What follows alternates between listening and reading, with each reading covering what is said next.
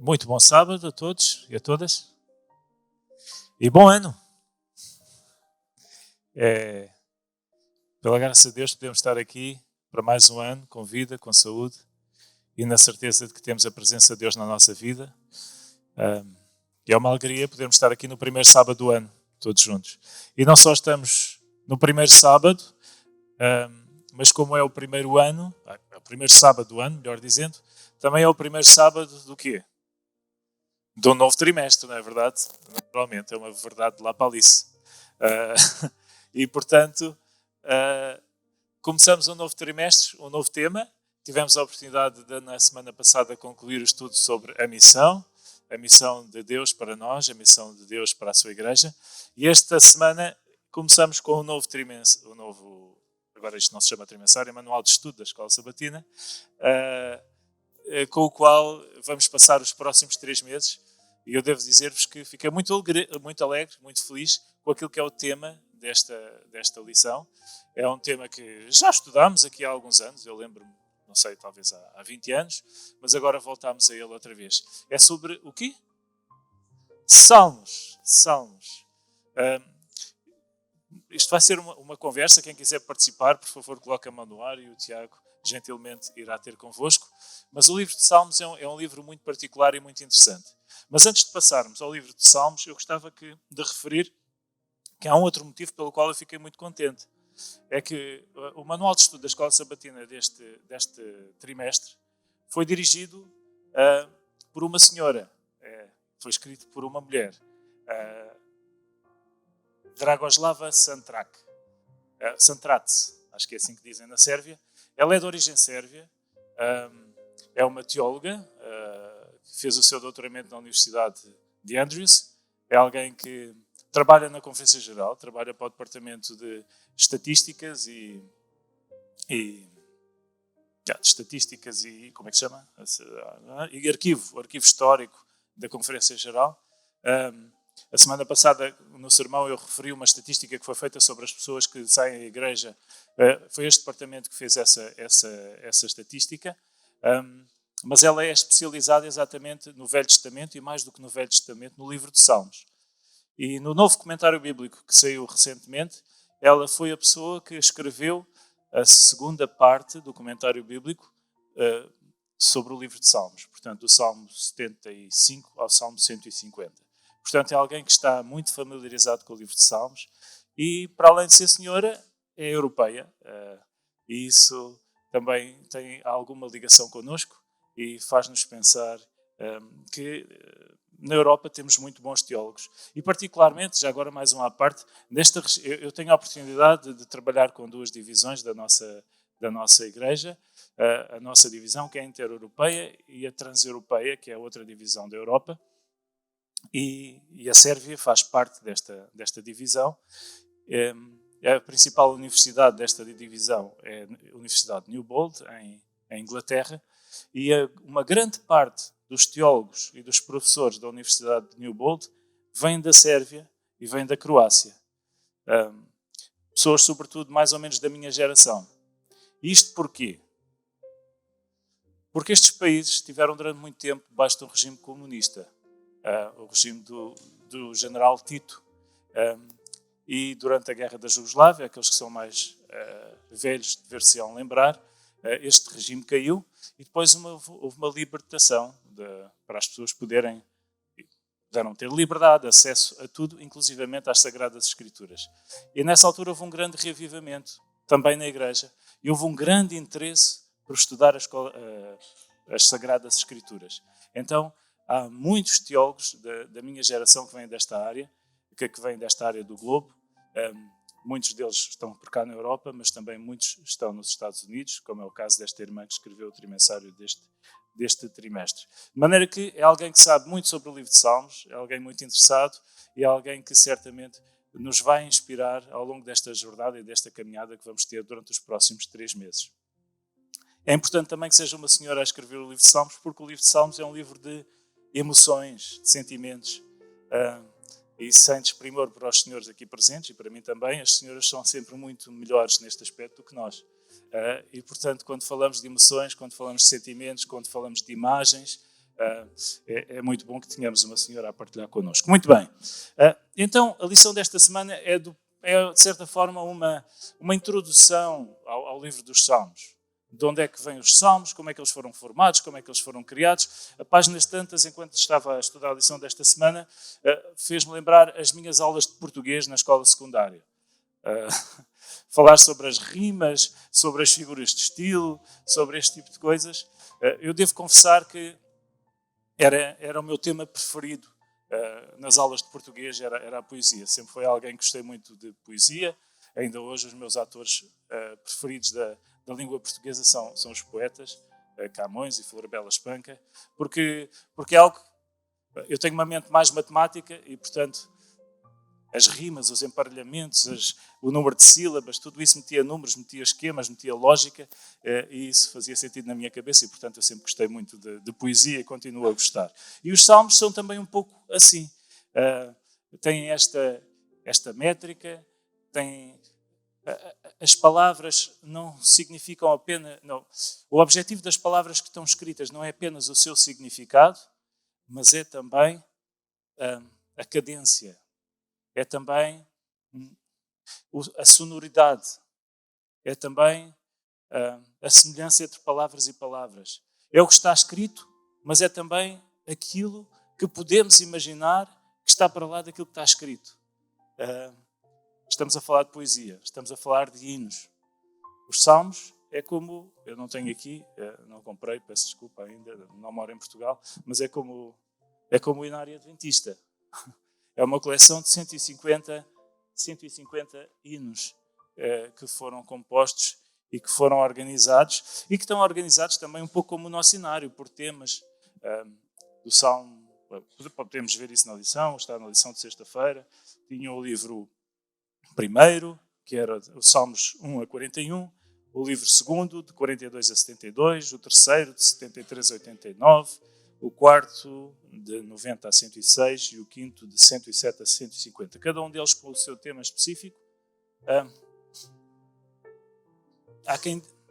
Os teólogos mais recentes dizem que existe, além de alguma relevância histórica, ou da organização histórica, da forma como os salmos estão escritos, também há algo teológico neles. Parece que inicialmente os primeiros salmos são salmos de entrega total a Deus. É quase que como o primeiro amor. Nós aceitamos Deus de braços abertos. Depois vêm uns salmos que dizem, espera lá, mas a vida se calhar tem problemas, tem dificuldades, e mesmo que estejamos aos pés de Deus, temos dificuldades pelas quais passar. Há inimigos, há dificuldades, mas Deus está connosco, mesmo no meio dessas dificuldades. E depois vem uma outra secção, que são os salmos mais cerimoniais, das festas, das vezes em que o povo de Israel se juntava. E, finalmente, os salmos de aleluia, de louvor, de agradecimento e de adoração a Deus. Pois muito bem. A lição desta semana está, portanto, dividida nos vários aspectos que compõem o livro de Salmos e como ele está organizado e como o devemos ler. Como é que ele deve ser... como é que devemos refletir nesta palavra de Deus, nesta parte da palavra de Deus. Ele foi escrito, e na lição de domingo nós vemos isso, os vários salmos foram muitas vezes utilizados, ou eram utilizados nos momentos de adoração, de louvor e de culto a Deus. Nas festas especiais, nos sábados, quando havia alguma inauguração, quando havia algum evento especial, o que é que se fazia? Cantava-se os salmos, tal como nós também cantamos um hino a Deus.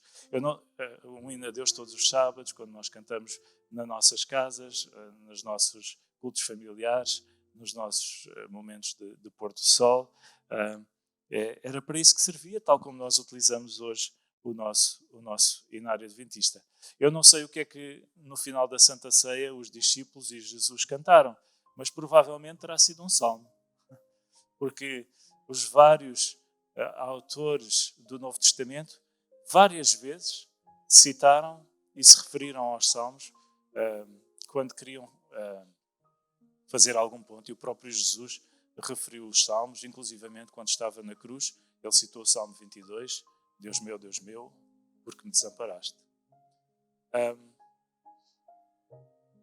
Mas neste aspecto particular do culto e da adoração a Deus, os salmos tinham esta perspectiva comunitária, de igreja, de sinagoga, de comunidade de crentes, mas também têm uma perspectiva individual. Eles servem. Temos praticamente salmos para todo o tipo de estado de espírito. Quando estamos frustrados, quando nos sentimos ameaçados, quando estamos felizes, quando estamos em festa, quando estamos reunidos ou quando estamos sozinhos, quando estamos no meio de uma congregação ou quando estamos dentro de uma caverna, como foram alguns dos que foram escritos por David. E por isso, para nós hoje, quando sentimos alguma dificuldade ou alegria, ou o que quer que seja, qualquer tipo de estado emocional que tenhamos, é sempre bom recorrermos aos salmos, porque existe sempre algum salmo que é bom para o estado de espírito que estamos a viver.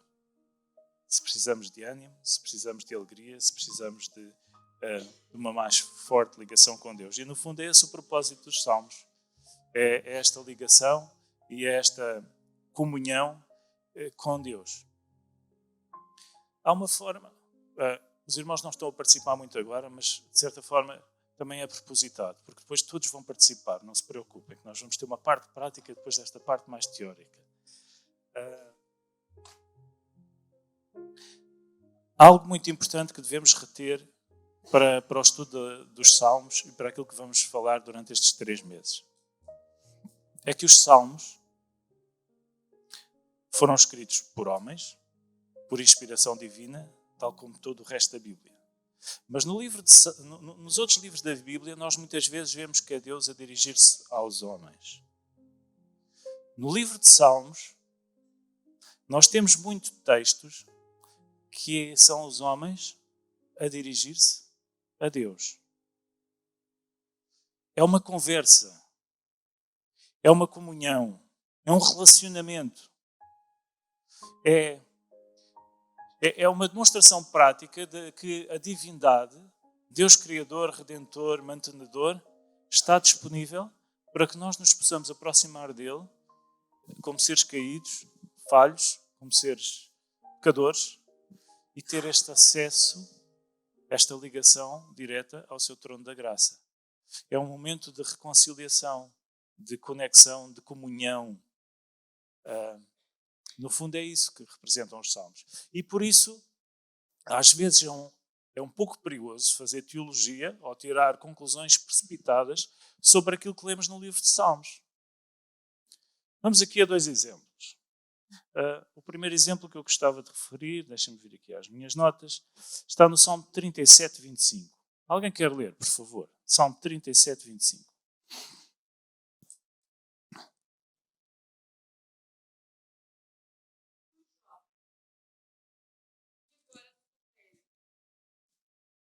E nunca vi o justo desamparado, nem os seus filhos a pedir esmola. Eu repito, fui jovem e agora sou velho. E nunca vi o justo desamparado e nem os seus filhos a pedir esmola. Muito obrigado. Obrigada, querido. Quer isto dizer que nenhum pobre é justo? Não é? Se nós vemos alguém que está a pedir esmola, certamente é alguém que se afastou de Deus e não está debaixo da proteção de Deus. Portanto, todos os pobres são maus. É isso que está aqui escrito? Bom, tanto quanto me lembro, o Abraão teve que fugir para ir para o Egito porque estava com fome. E muitos outros, este é só um exemplo. Portanto, o que David, este é um salmo de David, o que David está aqui a dizer é: eu nunca vi. Não quer dizer que nunca tenha acontecido. Eu nunca vi. Não é Deus que está a dizer. É o salmista. Vamos a outro exemplo.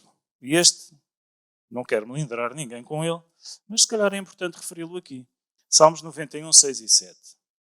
Salmo 91 é um salmo extraordinário. Fantástico.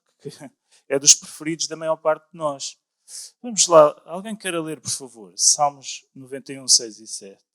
Bom, vamos, talvez 5, 6 e 7, para não começar a meio. Alguém queira ler, por favor.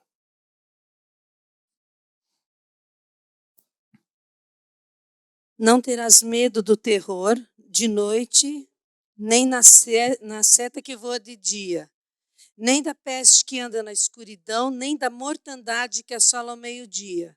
1000 cairão ao teu lado e 10.000 à tua direita, mas não chegará a ti. Muito obrigado. Uhum. Exato. Ou todos os... Os ou- vivem em países de guerra em que morreram muitos familiares e isso não é? Obrigado, Guita, por tocar aí. Porque 1000 cairão ao teu lado e 10.000 à tua direita. Tem uma hipérbole aqui, não é? Aqueles que se lembram do português, o que é uma hipérbole? É um exagero. Dificilmente caem 1000 e 10.000 do outro lado, não é? É difícil isto acontecer. E tu não serás atingido. Quer dizer que todos os que foram atingidos não estavam com Deus. Claro que foram. E continuam. E na Bíblia, Jesus foi atingido. Mas eu queria voltar ao anterior. Quando fala da peste. Que a peste não te atingirá. Os irmãos sabem que este foi dos versículos mais citados pelas pessoas que acharam que ninguém devia ser vacinado. Para as várias coisas, mas mais especificamente no tempo do Covid. Porque a peste não chegará a mim e eu não preciso ser vacinado. Qual é o problema? Então, isso quer dizer também que todos os irmãos que morreram com Covid, e infelizmente houve muitos, não estavam perto de Deus. Porque Deus não os protegeu. É isso que está aqui a dizer? Não. Portanto, temos que ter muito cuidado na forma como lemos os Salmos. O que é que isto é? É uma palavra de esperança. É uma palavra de motivação. É uma palavra de adoração. É uma palavra de entrega a Deus. Por favor, Deus, protege-me. Que caiam 10.000 caiam 1000 ao meu lado e 10.000 à minha direita. Ou que a peste não me toque. É uma forma poética, é uma forma exagerada, é uma forma de entrega que o salmista está aqui a ter. E quando lemos os salmos, vemos N exemplos destes. Estes são apenas 2 que me ocorreram quando estava a preparar esta lição. Jorge, por favor. Sem dúvida que aqui há uma expressão de fé e que deve ser a fé que nós devemos manter. Mas também nos lembramos do caso dos 3 jovens perante a fornalha ardente, em que eles manifestaram fé e que queriam sinceramente que não seriam consumidos. Mas, eles põem essa hipótese, mas ainda que Deus permita, nós confiaremos no Senhor. E, portanto, deve ser essa realmente a nossa posição. E no fundo, muito obrigado, e no fundo é isso a experiência de fé. Como Esther disse, se parecer, pareci. Mas fiz a vontade de Deus, mas Deus esteve comigo. É essa expressão de fé. O resultado vem de Deus. Isto é uma conversa entre mim e Deus. Isto é a forma como Deus vai atuar na minha vida. É uma entrega total e completa. É essa fé. Um último ponto, antes de passarmos à parte mais prática, e espero que tenhamos tempo para tudo, que vem na quinta-feira, na lição de quinta-feira. O livro dos Salmos foi escrito num contexto muito próprio. A maioria dos Salmos, eles não foram todos escritos ao mesmo tempo. Levaria algum tempo falarmos sobre isso. Há vários autores, ainda já vamos referir isso daqui a pouco. Temos David, temos Asaf, temos Salomão, Moisés. Há vários autores do livro dos Salmos, portanto foi escrito ao longo de muitos séculos. Mas o contexto em que foi escrito foi sempre o contexto ou de uma teocracia ou de um reino com uma forte componente teocrática. A presença de Deus era uma constante na vida daquelas pessoas. Tudo se devia a Deus, tudo estava baseado em Deus. A centralidade de Deus no livro de Salmos é a mesma centralidade que as pessoas tinham da presença de Deus nas suas vidas no dia a dia. Na Europa do século XXI é o oposto, não é? se alguém coloca Deus no centro da sua vida, é colocado de lado. Eu aprecio muito, quando vou aos Estados Unidos, as notas de dólar têm escrito In God We Trust. Em todo o lado nós vemos publicidade sobre Deus. Às vezes quando alugo um carro e vou no rádio, passo de estação a estação e é tudo estações de gospel. Ouve-se mais estações de gospel, de música cristã, do que qualquer outro tipo de estação de rádio. Eu não fui muitas vezes ao Brasil, mas imagino que seja semelhante ou parecido em alguns sítios. Aqui não é nada disso. É o oposto. Ok? Aqui falar de Deus é tabu. É algo entre ti, é teu, é pessoal, é particular, é individual. Os salmos têm essa parte individual, mas como já falámos, também tem a parte comunitária e da partilha deste amor de Deus. É desta centralidade. Portanto, nós temos que ter noção, quando lemos o livro de Salmos, que a centralidade que existe é de que Deus existe, e não só existe, Ele é uma parte muito, muito, muito importante da vida da sociedade, da vida de cada um de nós, da forma como a sociedade está estruturada. E isso às vezes também nos leva a entendermos, a percebermos que algumas situações são diferentes daquilo que nós, com a nossa mente do século XXI, a Europa Ocidental, podemos pensar. Força, Luís. Só para colocar essa questão do Deus na centralidade, até entende-se essa ideia do secularismo. Se a gente puxar pelo contexto histórico, pelo meu país, posso falar melhor porque conheço lá.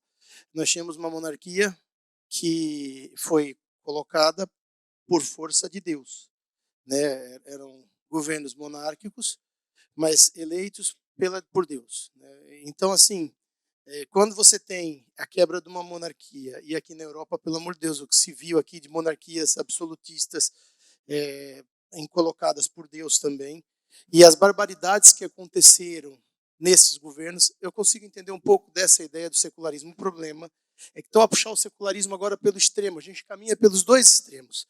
A gente viveu a Idade Média, o extremo de Deus no governo, aquela loucura de Roma e do Império Sacro Império Romano Germânico, e por aí vai, tantos outros impérios. E hoje a gente vai para o outro lado, que sim, é a ausência total de Deus. E acho que esse é o grande problema do secularismo, porque a gente tem brigado muito no Brasil para trazer um pouco essa questão da religião para o privado, para o individual, e não para um coletivo. Porque imagina, um país como o nosso, com religiões africanas, você impor um dogma a pessoas que desconhecem é complicado. Mas a gente, na nossa Constituição, no nosso preâmbulo, tinha lá, pelas bênçãos de Deus, pela proteção de Deus. Se você soubesse a confusão que tinha num tempo atrás, por causa de um preâmbulo da Constituição, você não faz ideia. Então, acho que, assim, caminha-se para um extremo perigoso, do secularismo no extremo. Mas também já caminhamos para os governos abençoados por Deus, que também foram governos déspotas e complicados. Por isso é que nós, como adventistas do sétimo dia, defendemos o princípio da separação entre o Estado e a Igreja. Uma coisa é o Estado e a Igreja, que deve ser, de facto, separado. Outra coisa é a liberdade que devemos ter de adorar e de escolher um Deus e não sermos discriminados por adorarmos, por acreditarmos que existe um Deus Criador, que existe um Deus que nos ama e que existe um Deus que quer fazer parte da nossa vida. Muito obrigado por essa reflexão. Agora, eu gostava que pudessem pôr o PowerPoint, por favor. Agradeço, Carolina. Obrigado. Então, agora vamos passar a uma parte um bocadinho mais prática, como eu falei. Espero que tenhamos tempo para isto. Nós vamos dividir por unidades de ação. E gostava que nos pudéssemos focar rapidamente na lição de segunda e terça-feira. Nós vamos...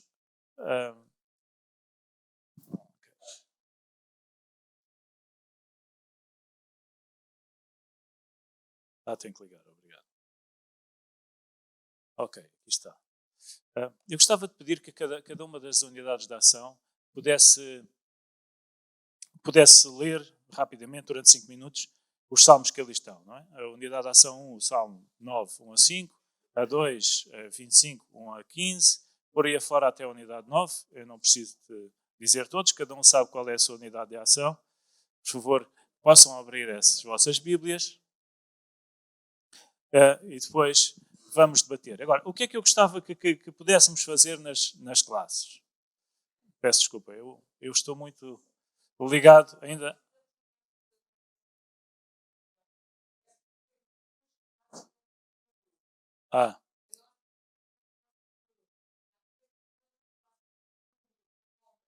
Ok. A culpa é minha, porque eu não sabia. Eu ontem perguntei e disseram-me que era da 1 à 9, mas de facto omitiram-me então essas duas. Não faz mal, eu já arranjo mais 2 salmos, não há problema nenhum. Peço só um bocadinho de paciência a essas 2 classes que eu já encontro 2 salmos para vocês. Ok. Ok. Então a 8 é de jovens e a 9 é de amigos, é assim? Ok. Então fazemos assim. A 8 é de jovens e a 9 é de amigos. Ok? Certíssimo. Obrigado. Obrigado por esta chega. Eu como não... Infelizmente, e muito infelizmente, não frequento esta igreja e por isso não sei esses detalhes. Obrigado, irmã Guida. E o que é que eu gostava que pudéssemos ver? Pudéssemos fazer um exercício prático. Vamos tentar perceber que tipo de salmo é que temos aqui. Há vários tipos de salmos. Se é um salmo de exaltação, se é um salmo de agradecimento, se é um salmo de petição, se é um salmo de lamento, de sabedoria, messiânico ou histórico. Ok? Está explicado na lição o que é que cada um é, mas é mais ou menos óbvio quando nós lemos os salmos que tipo de salmo é. Depois, qual era o sentimento, e aqui é a parte mais importante para mim. Qual é o sentimento? Porquê é que o salmista escreveu este salmo? O que é que ele estava a sentir? Qual era o seu sentimento? O que é que ele necessitava? Depois, se tivermos tempo, isto não é assim tão importante, mas seria curioso, ver se encontram alguma figura de estilo nesse salmo. Ok? E, finalmente, que papel tem Deus neste salmo ou que papel se espera de Deus neste salmo.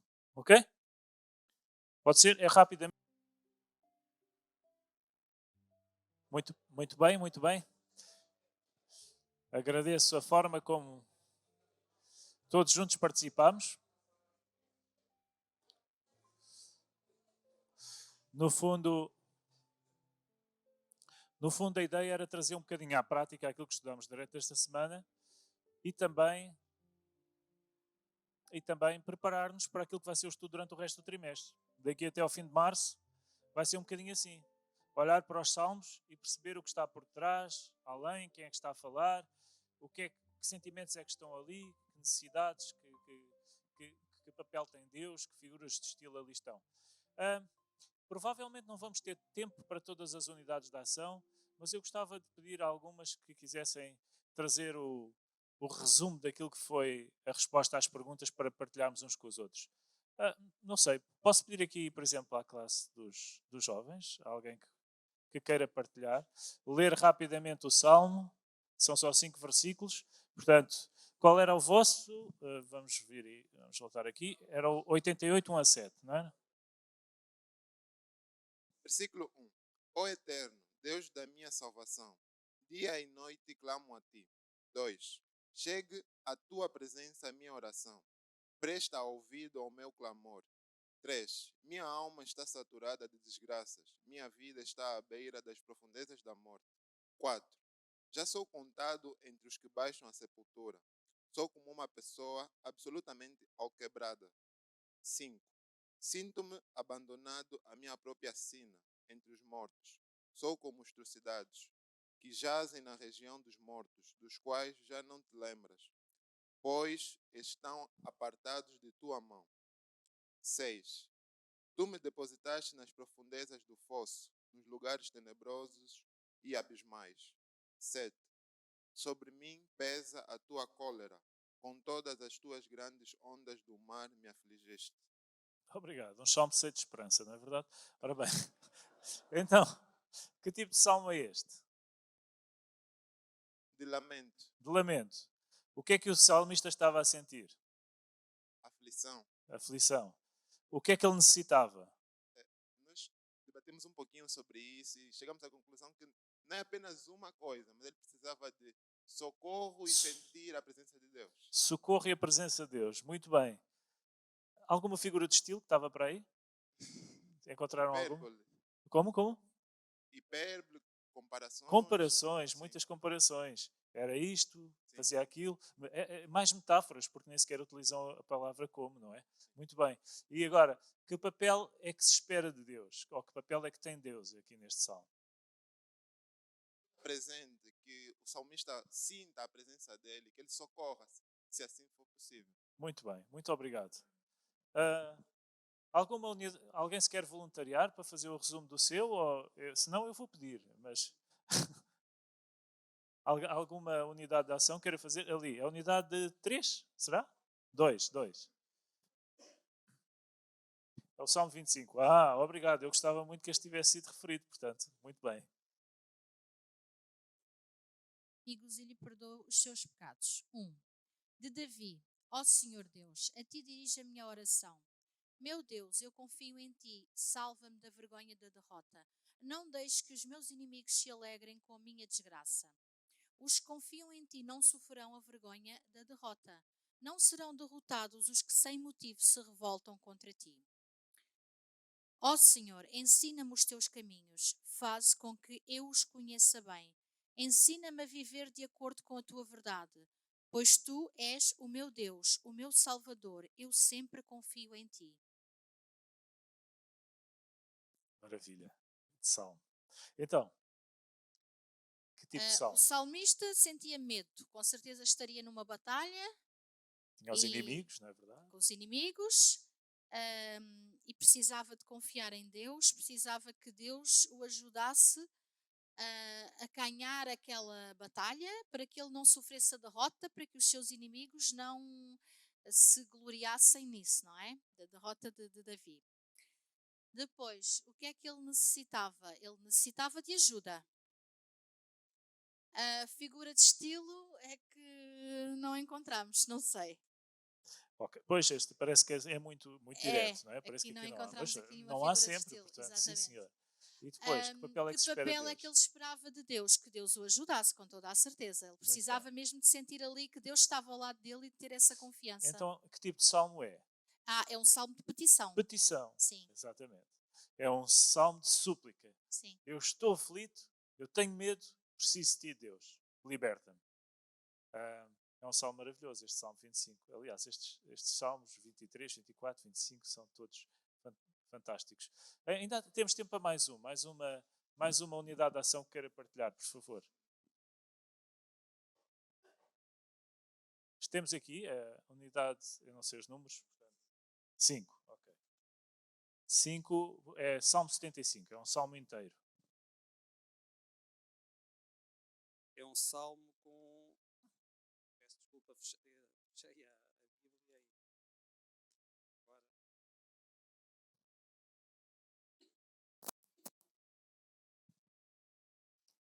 Diz o seguinte: graças te rendemos, ó Deus, graças te rendemos e evocamos o teu nome e declaramos as tuas maravilhas. Pois disseste, hei de aproveitar o tempo determinado, hei de julgar retamente. Vacilem a terra e todos os seus moradores, ainda assim eu firmarei as suas colunas. Digo aos soberbos, não sejais arrogantes, e aos ímpios, não levanteis a vossa força. Não levanteis altivamente a vossa força, nem faleis com insolência contra a rocha. Porque não é do Oriente, não é do Ocidente, nem do deserto que vem o auxílio. Deus é o juiz. A um abate e a outro exalta. Porque na mão do Senhor há um cálice cujo vinho espuma, cheio de mistura, dele dá a beber. Sorvem-no até às escórias todos os ímpios da terra. Quanto a mim, exaltarei para sempre, salmodiarei louvores ao Deus de Jacó. Abaterei as forças dos ímpios, mas a força dos justos será exaltada. Muito obrigado. Então, que tipo de salmo é que temos aqui? Em parte, vemos aqui a exaltação de Exaltação. Deus. Há o reconhecimento também há aqui louvor e gratidão por parte do salmista também. Muito De bem. certa medida, temos também uma advertência aos ímpios e a todos os seres da terra. O que é que ele sentia, o salmista? Portanto, sentia que só em Deus podemos encontrar verdadeira justiça. Portanto, em nenhum outro, na realidade, vemos justiça e juízo correto. Em relação às figuras de estilo, observamos aqui uma, por exemplo, em que no verso 5, no verso 3, vacilem a terra e todos os seus moradores, ainda assim eu firmarei as suas colunas. Portanto, a terra não tem colunas, portanto, há aqui uma comparação nítida para perceber que a terra, na realidade, tem alguém que sustém, tal como as colunas sustêm um templo. Exato, é uma personificação da terra, atribuir uma característica humana a algo que não é humano, não é? E depois, por fim, o que é que se espera de Deus? Justiça. Justiça. Este é um salmo de juízo. É um salmo que, quando sentimos que fomos injustiçados, nos traz alento e nos traz esperança de que o Deus justo, no fim, fará prevalecer a sua justiça. Muito obrigado pela vossa participação. E aqueles que estão em casa, peço desculpa, porque houve algum tempo em que não estivemos a falar. Espero que tenham participado também com os salmos. Eu gostava apenas de terminar com um salmo, que é, no fundo, uma conclusão da lição desta semana. É que todos os salmos, do 1º até ao 150, como já referimos, têm esta presença, têm esta nuance da presença de Deus. Da presença de Deus. E no Salmo 24, 7 a 10, o Salmo 24 é um salmo extraordinário, mas dos versículos 7 a 10 é uma exortação e uma exaltação a que possamos ter esta comunhão com este Deus. Com este Deus que, é verdade, está nos céus, mas também está aqui conosco. Faz este paralelismo entre este Deus que é onipresente, tanto está longe como está connosco aqui. Levantai, ó portas, as vossas cabeças, levantai-vos, ó entradas eternas, e entrará o Rei da Glória. Quem é este Rei da Glória? Quem é este Senhor? O Senhor forte e poderoso, o Senhor poderoso na guerra. Levantai, ó portas, as vossas cabeças, levantai-vos, ó entradas eternas, e entrará o Rei da Glória. Quem é este Rei da Glória? O Senhor dos Exércitos. Ele é Rei da Glória. Selá. Que durante este trimestre possamos ter no nosso coração esta certeza de que o Rei da Glória, o Rei dos Reis, o Senhor dos Exércitos, o Senhor dos Senhores, é aquele que está presente no céu, certamente, mas connosco, cada dia, cada hora. E que ao lermos estes salmos, eles possam trazer alento ao nosso coração. Ao estudarmos estes salmos, eles nos aproximem mais de Deus. E ao refletirmos e interiorizarmos estes salmos, eles possam fazer em nós, transformar-se em nós, em ações em favor daqueles que estão à nossa volta e na nossa missão de levar este Rei dos Reis àqueles que estão à nossa volta. Que o Senhor vos abençoe e que tenhamos um ano muito abençoado segundo a sua santa